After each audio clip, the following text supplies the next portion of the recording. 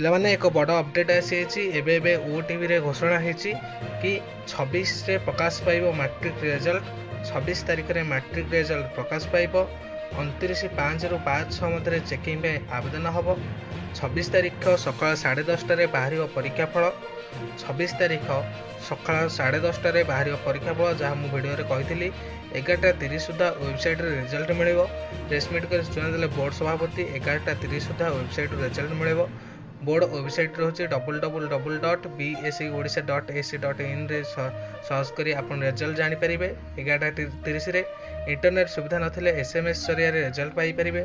ଯଦି ଇଣ୍ଟରନେଟ୍ ସୁବିଧା ନାହିଁ, SMS ଜରିଆରେ ମଧ୍ୟ ରେଜଲ୍ଟ ପାଇପାରିବେ। SMS ରେଜଲ୍ଟ ଜାଣିବାକୁ ହେଲେ OR10 ରୋଲ୍ ନମ୍ବର ଲେଖି 5676750750 କୁ ପଠାଇବେ। 5676750750 କୁ ପଠାଇବେ। ଅପରାହ୍ନ 4ଟା ସୁଦ୍ଧା ଡିଜିଟାଲ ସାର୍ଟିଫିକେଟ୍ ଡାଉନଲୋଡ୍ କରିହେବ। ଡିଜିଲକରରୁ ଆପଣ 4ଟା ସୁଦ୍ଧା ଡିଜିଟାଲ ସାର୍ଟିଫିକେଟ୍ ଡାଉନଲୋଡ୍ କରିପାରିବେ। 26ରେ ମାଟ୍ରିକ ରେଜଲ୍ଟ ପ୍ରକାଶ ପାଇବାକୁ ଯାଉଛି। ବଡ଼ ଅପଡେଟ୍ ଏବେ ଆସିଯାଇଛି। 26 ତାରିଖରେ ମାଟ୍ରିକ ରେଜଲ୍ଟ ପ୍ରକାଶ ପାଇବ। Thank you.